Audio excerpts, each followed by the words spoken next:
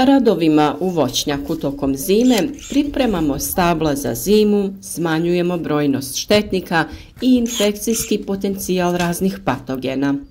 Najmanju otpornost ima korijen koji je izložen najvećim oscilacijama temperature, a slabo je osiguran rezervama hrane. Samim tim možemo zaključiti da je obrada tla tokom zime važna agrotehnička mjera u voćnjaku, jer se time uništava korov oko voćaka ili grmlja bobičastog voća, prorahljuje se tlo, unose hranjiva u dublje slojeve bliže korijenu, te uništavaju neki štetni insekti, odnosno njihove ličinke tokom zimovanja.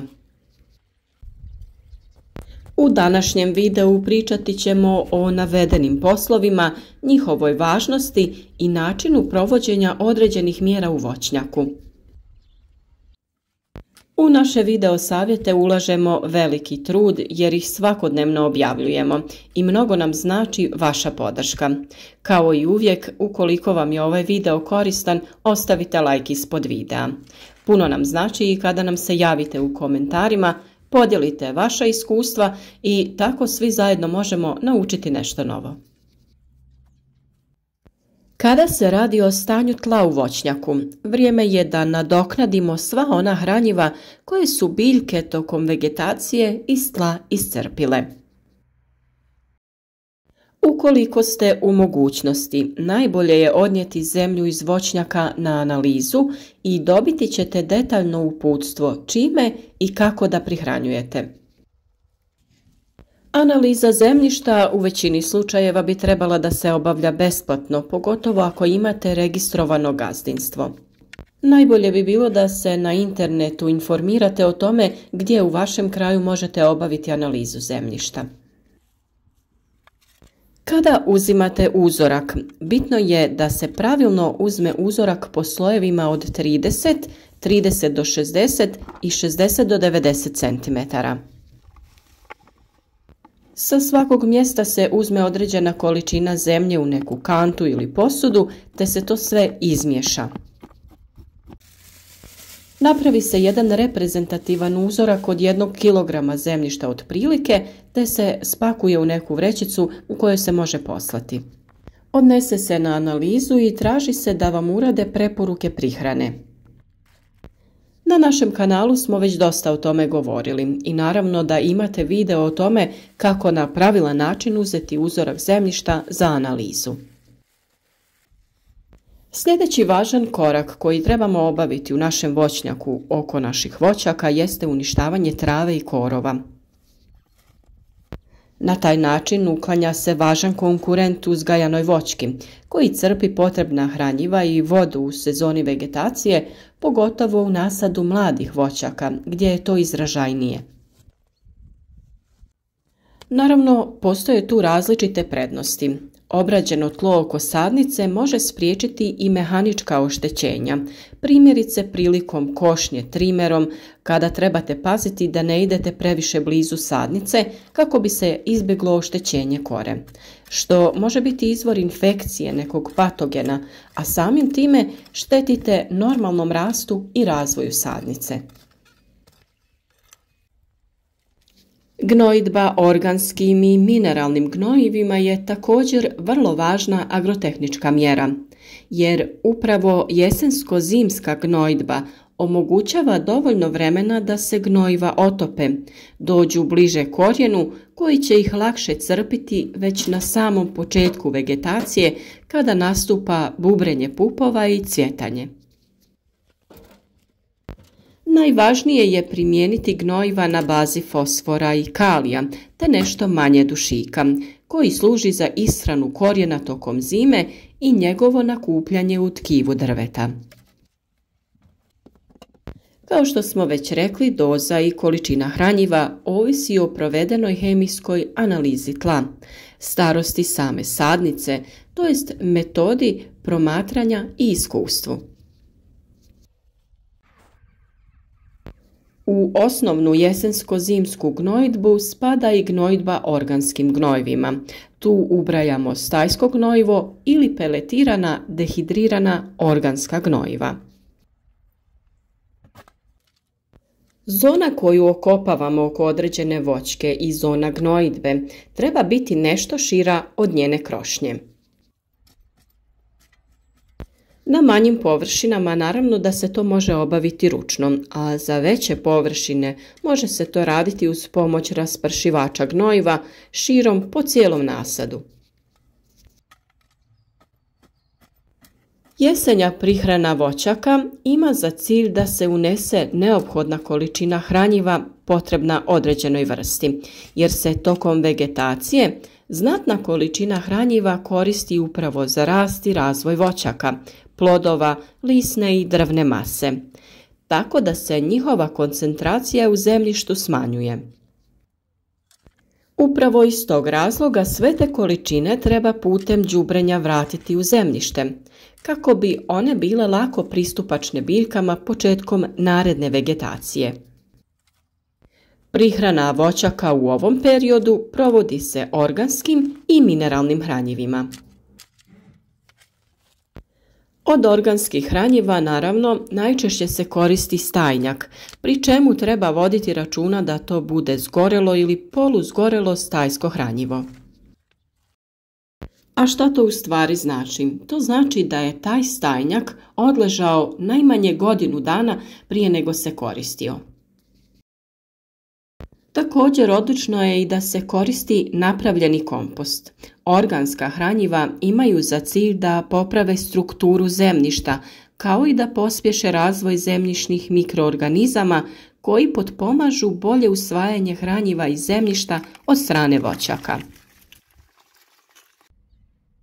Pored organskih, neophodno je u zemljište unijeti i mineralna hranjiva u količini otprilike od 400 do 800 kg po hektaru, u zavisnosti naravno od starosti voćnjaka i obezbeđenosti zemljišta sa osnovnim hranjivim elementima.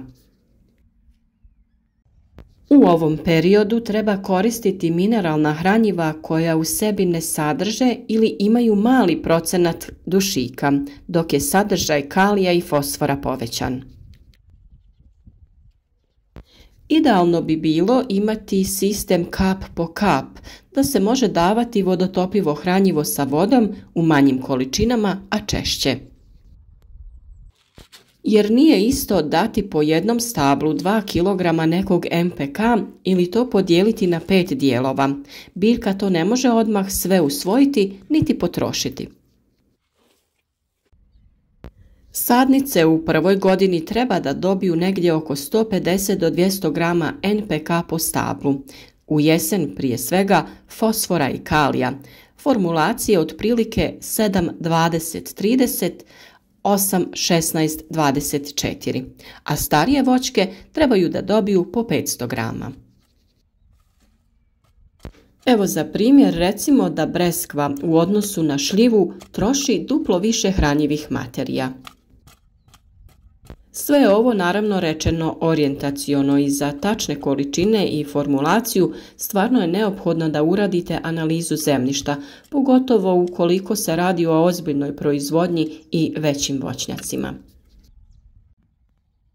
NPK sa više fosfora i kalija koriste se prvenstveno iz razloga što voćke u fazi mirovanja ne usvajaju ova hranjiva, a dušik se lako pod utjecajem padavina ispira i prenosi u dublje slojeve zemljišta gdje je nedostupan voćkama, dok se fosfor i kalij sporije razlažu i dostupni su biljkama u dužem periodu.